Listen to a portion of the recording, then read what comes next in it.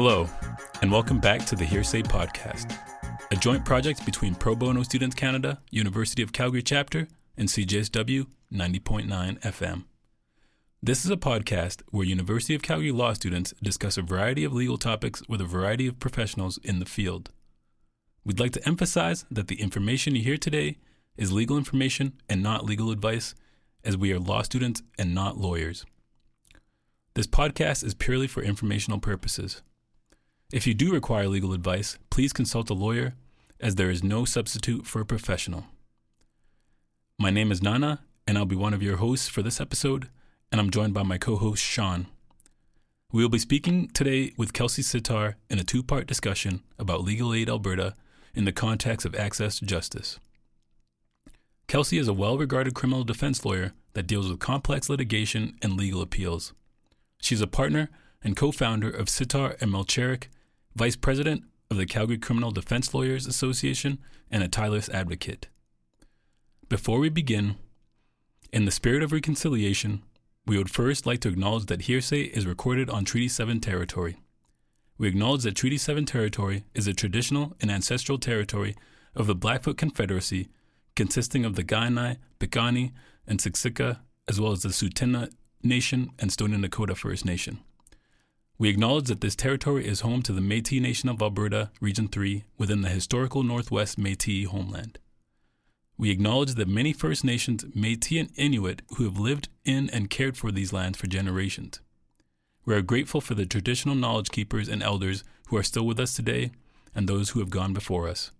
We make this acknowledgement as an act of gratitude to those whose territory we reside on or are visiting. Welcome to the second part of our podcast on the legal aid system in the context of criminal law. In this episode, we sat down with criminal defense lawyer Kelsey Sitar in November. Our discussion focused on the job action and access to justice in Alberta. Access to justice means giving everyone equal and fair access to the justice system by providing access to information or removing barriers to justice, such as financial costs. Kelsey, could you please refresh our viewers on who you are, what you do, and your involvement with the CDLA? Sure. So I'm a criminal defense lawyer here in Calgary. I practice with my law partner in a small shop. I do primarily complex criminal litigation, appellate work as well. And also I do represent complainants in sexual assault cases, women who've been victimized primarily, both in the criminal court setting when an accused person might be seeking to either rely on their past sexual history or their own personal records to cross-examine them at a trial, but also in the civil context as well when victims wish to pursue civil remedies against their abusers.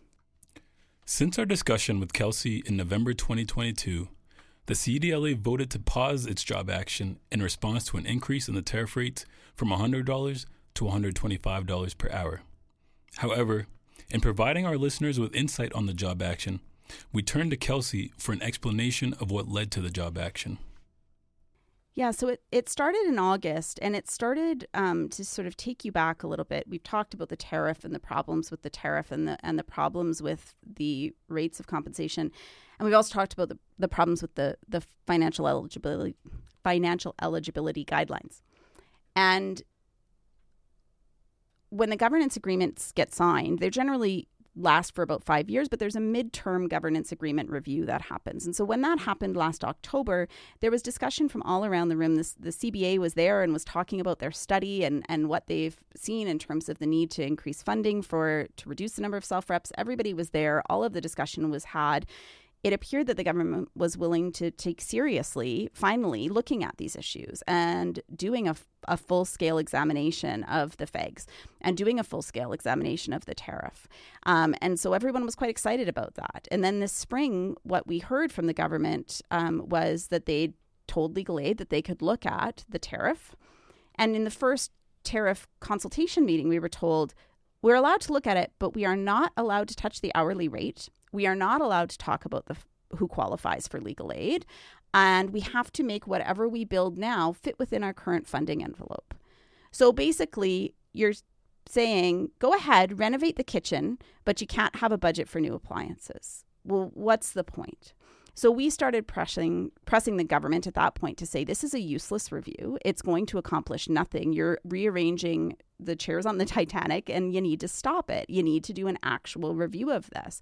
We gave Minister Shandro a date by which we wanted some good faith negotiations and discussions around these topics, because we were concerned both for the clients who we have to look in the eye and try and figure out what we're going to do because they can't get legal aid. We're worried about our colleagues that we're seeing leave to go to other areas of practice.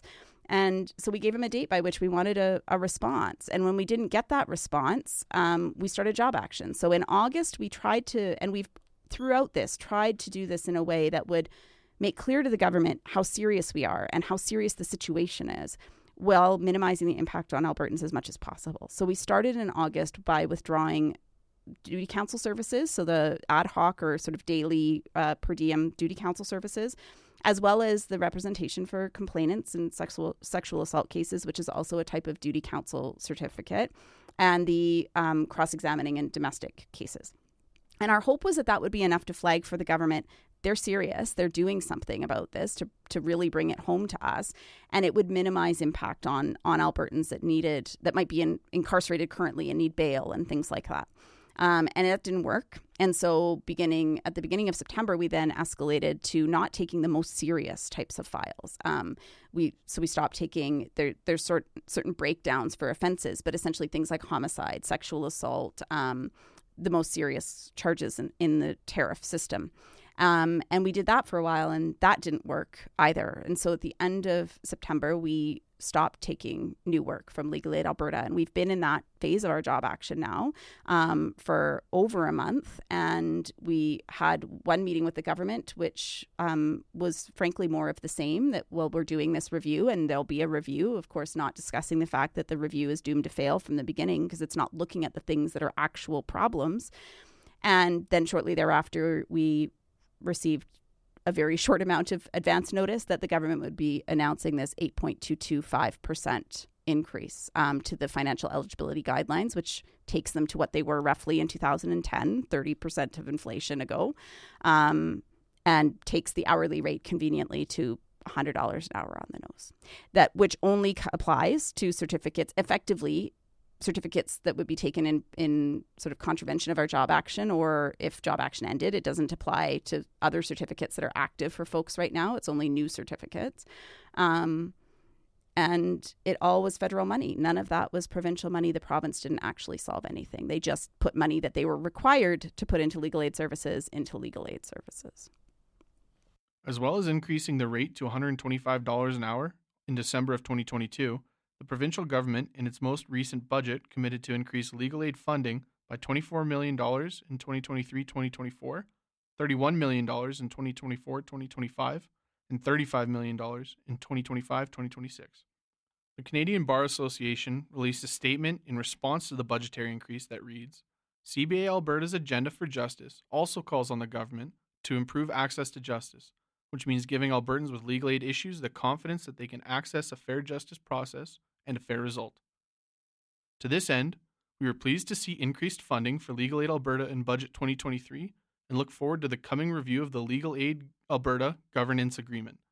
By allowing more Albertans to access legal aid services and reducing the number of self-represented litigants in our court system, our research shows that Alberta justice will not only yield more satisfactory outcomes, but also reduce delays in our justice system, resulting in a net savings." This podcast is current as of March 25th, 2023. On April 1st, the provincial government is expected to release documents that affect the tariff system and financial eligibility guidelines as they relate to the criminal law aspect of Legal Aid Alberta. The provincial government has retained an external consultant to assess Alberta's legal aid tariff system and financial eligibility guidelines by comparing with other provinces' rates and guidelines. Stakeholders will have opportunities to review and provide input on the consultant's preliminary recommendations. And with that, let's get back into our discussion. Kelsey, could you elaborate a little bit more on how the federal government's involved in funding legal aid and its relationship with the province in providing funding for legal aid services? Yeah. So I think there's no sort of agreement of, you kick in 20 million, we'll kick in 20 million.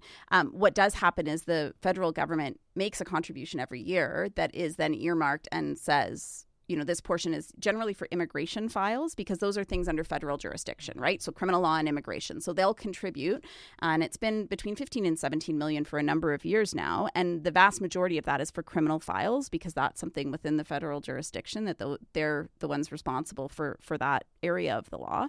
And the rest is for immigration files, essentially. But then that just sort of gets rolled into the provincial number without a lot of fanfare about where the money has come from. So it looks like the provincial government is funding this, and where's the federal government? Well, the federal government number is within that provincial number. You have to deduct it off of what the province has contributed for the year. One of the issues that led to the job action was the dissatisfactory tariff rates offered for legal aid certificates. What can be some of the implications for junior lawyers when the tariff rates are not competitive? So that has implications not only for the junior lawyers, but the senior lawyers. And when I mentioned earlier that junior lawyers, sort of 5 years and under, are 40% of the roster lawyers in Alberta, there's a reason for that. Senior lawyers don't take legal aid, or they don't take it on much. They'll take it on incredibly serious files. They'll take it on appeal work where those files are things that people can rarely privately fund. But they're not taking it on anything else. And so that means we see very junior lawyers, often who don't have the experience to be able to run something as efficiently as possible. They're doing their very best. It also means that even when those senior lawyers are taking those more serious files, they're barely scraping through on those files. So they can't afford to take some losses to have a junior come and learn from them on those files. So we're not having the mentorship that you see when you walk into those serious file courtrooms and you see two crowns over there. Beyond the fact that that's incredibly important in a long trial where you need two people to do it well, it's a mentorship opportunity. That junior crown is learning. They're having an opportunity to watch an apprentice under someone who's senior who knows what they're doing. And so we don't do ourselves any favors with that in Alberta either, when those opportunities are just few and far between for our junior lawyers because of the rate of pay. Kelsey, how do the qualification requirements and tariff rates impact access to justice? Yeah, so it means that there are individuals who need lawyers who aren't getting the lawyers that they need, either at all, they're not qualifying, and so they're left to try and represent themselves, or they're perhaps not getting the lawyer that they need in terms of experience and practice area. So we're seeing more and more lawyers who are practicing some criminal law, but primarily practice family law or primarily practice civil litigation or have a mixed practice. And criminal law is one of the most fast-changing areas of law in Canada. The Supreme Court can release a case tomorrow. In fact, they're scheduled to release a case tomorrow that can fundamentally shift everything, and everything can change. And so it's not something that you can really do on a part-time basis unless you're really dedicated to doing it well. And the analogy I've used is if an Albertan went in and said they're getting heart surgery, and then a neurologist walked in and said, I'm here to perform your heart surgery, they'd be legitimately concerned about that. And if you hire a family lawyer to handle a criminal prosecution, you've effectively hired a neurologist to do your cardiac surgery. And so it's a significant problem for folks that either they're getting the lawyer that's not maybe the lawyer that they need, or they're not getting a lawyer at all. And it ties both to like who qualifies and who doesn't, and then what the tariff rate is, and then who's willing to do that work for that rate of pay. And actually, maybe I'll say about that too, and you can put it wherever you like. This isn't just a problem for criminal accused. And so if we look at the complainants or victims of sexual assault who are needing counsel to assist them in keeping their private records private and keeping their sexual history their own business. Those lawyers right now that take that work, you have to be on a specialized roster and have done some training and shown that you're qualified to do that work, to take those certificates. Right now, those certificates are worth 10 hours. That's inclusive of everything. So that's inclusive of your prep time, reviewing the materials that have been filed by the defense, preparing anything that you may want to file in response, showing up to court. And no matter how much time it takes in court, you are getting 10 hours. And I've certainly had hearings like that go multiple days, and where I've then had to do written submissions at the end of those multiple days. And it's also worth remembering that those clients that are needing that assistance have been through significant trauma. And so these are not interviews that any good lawyer is going to sit down and rush through with a victim of sexual assault. You're going to give that person the time they need to be able to open up and talk to you about the things they need to talk to you about. And so it also means for those folks that they're not maybe getting the time that they deserve or the lawyers that they need, because it's just work that is so poorly paid. Either people do it because that's not a concern to them, or they do it in spite of that. And they can only do that for so long. And so we're starting to see now burnout in the defense bar, where people are needing to work so incredibly hard to be able to make enough money to make a go of their private practice that we're seeing. I'm deeply concerned about the number of significant health concerns I'm seeing and crop up in my colleagues, the number of people who are needing to take a break, which we never used to see in this bar. It's really concerning to me, the toll that it takes on defense lawyers who want to do the work the way it needs to be done, in spite of just how poorly they're paid to do it. You're listening to CJSW 90.9 FM and online. When criminal defense attorneys aren't incentivized by competitive tariff rates to take certificates, who takes those certificates and what does that mean for the legal process? Yeah, so we certainly have seen examples, particularly with duty counsel right now. There were roster lawyers who would take those shifts on contract basis. So there's in-house duty counsel who that's what they do. They're great at their job. They work incredibly hard for their clients. There's not enough of them, so they need to get some roster lawyers to fill the gaps. And when roster lawyers stopped taking those certificates in August, they needed to find other people to fill those gaps. And lots of those folks were people we've never seen before. And in Calgary, and same is true in Edmonton, most other jurisdictions in Alberta, it's a fairly small group. We all kind of know each other. If you're a criminal lawyer, you know the other criminal lawyers, both prosecutors and defense. And so there's been a number of instances where I've personally seen, or I've had colleagues report back to me, really concerning things they've seen in court, where we just have individuals that don't know the rules of the road, so to speak, in those courtrooms, and don't know what should be happening and what should be said and what should be being asked of an accused. And so there certainly have been days where it appears, despite the presence of duty counsel, the accused persons are doing most of the advocacy for themselves, explaining to the court what's going on and trying to get some help, and judges are doing the very best they can to help people through that. Certainly in the representation side of things, when we see counsel that maybe have not had enough experience or mentorship to be doing the type of work that they're doing, the net result of that is appeals. And so what it ends up meaning for taxpayers is they're probably paying a legal aid appeal lawyer to prepare that appeal, file that appeal.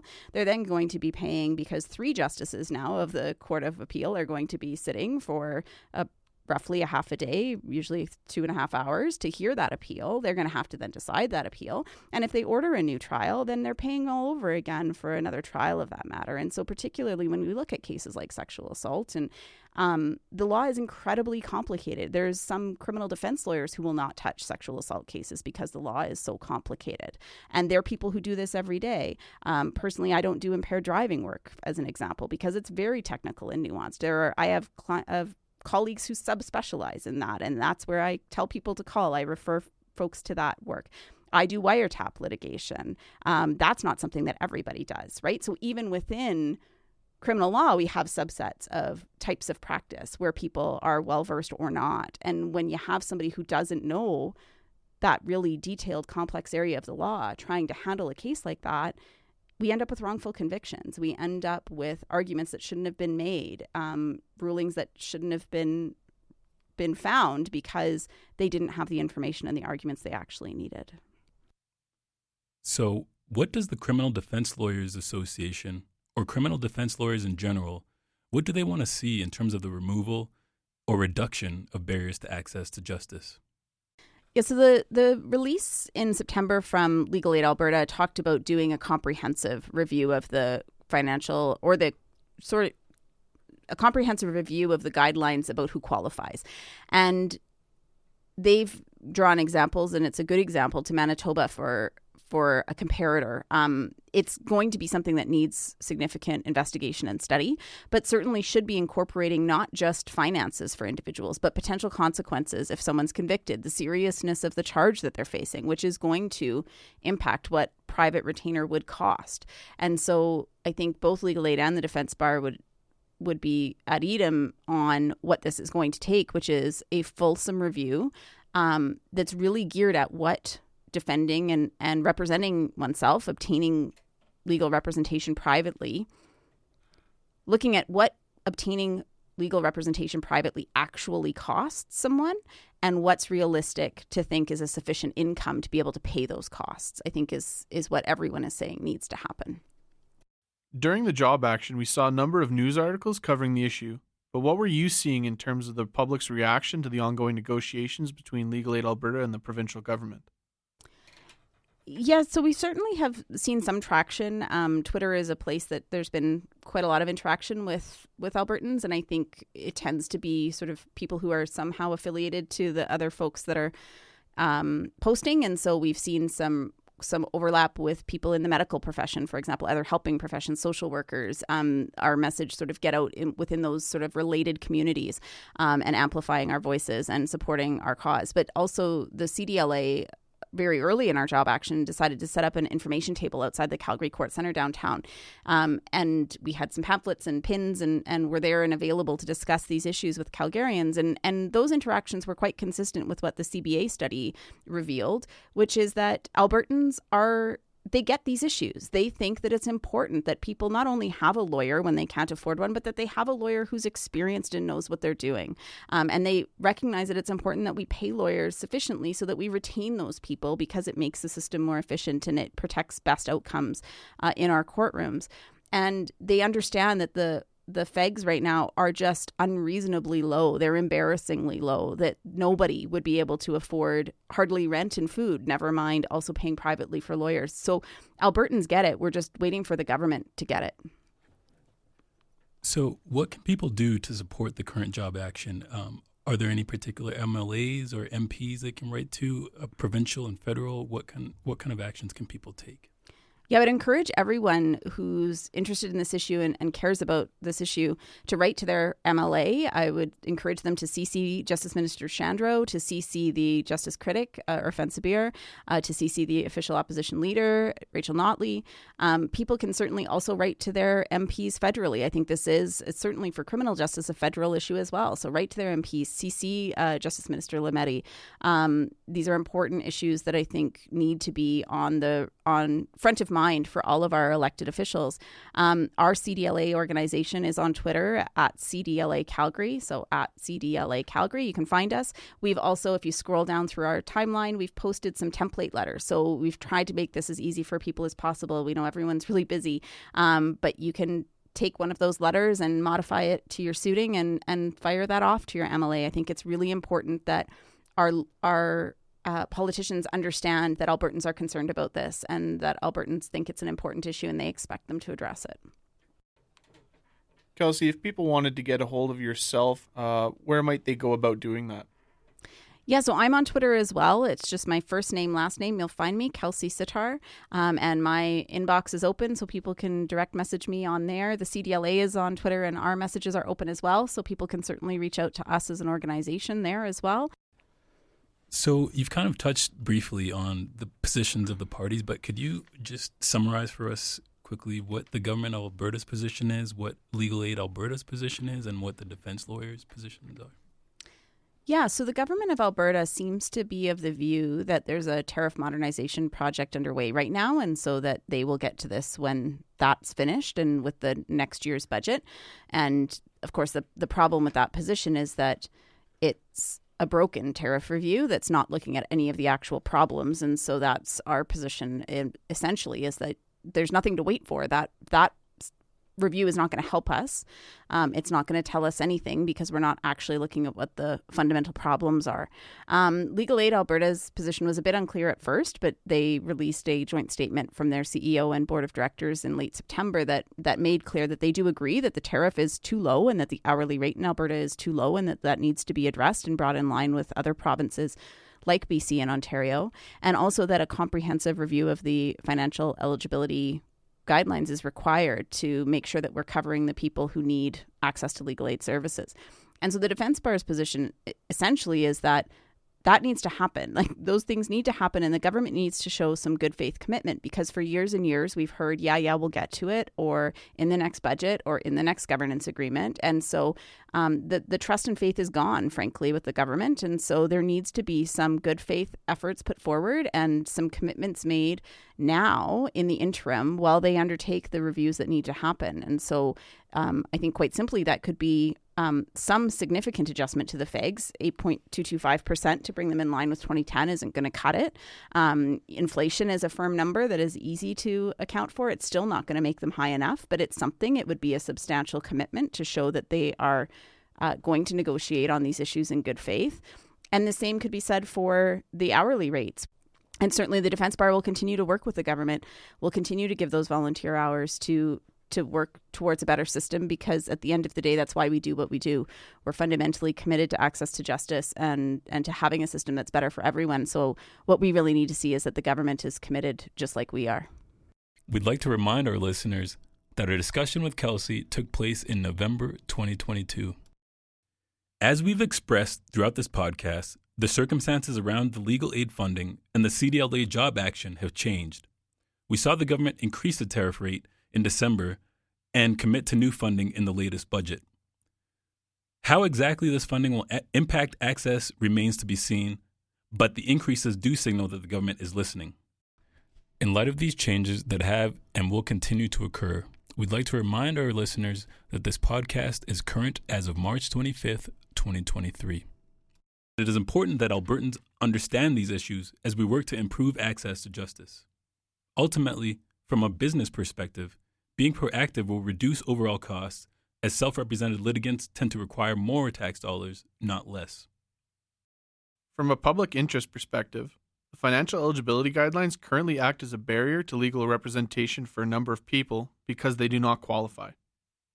One of the focuses of the job action taken by Alberta defense attorneys from August to December was to soften the financial eligibility guidelines so as to allow more people to access necessary legal services. Adequate access to justice requires that people are able to utilize legal representation, regardless of financial barriers. Legal Aid Alberta provides low-income individuals with defense attorneys, which prevents issues related to self-representation and ensures that individuals are well represented before the court. On behalf of Nana and I'd like to once again thank Kelsey Sitar for sitting down with us over the past 2 episodes. We appreciate her continuing advocacy in the area of access to justice. We would also like to thank the listeners for tuning in. This has been part 2 of our podcast on access to justice. You're listening to the Hearsay Podcast. We are proud to present you with legal information, but please remember that this is legal information, not legal advice. If you require legal advice, please consult a lawyer. The Hearsay Podcast is a joint project between CJSW 90.9 FM and Pro Bono Students Canada, University of Calgary Chapter. If you'd like to hear more podcasts like this, the Hearsay Podcast can be found on Google Podcasts, Apple Music, Spotify, or wherever you get your podcasts. Thank you for listening, and we'll see you next time.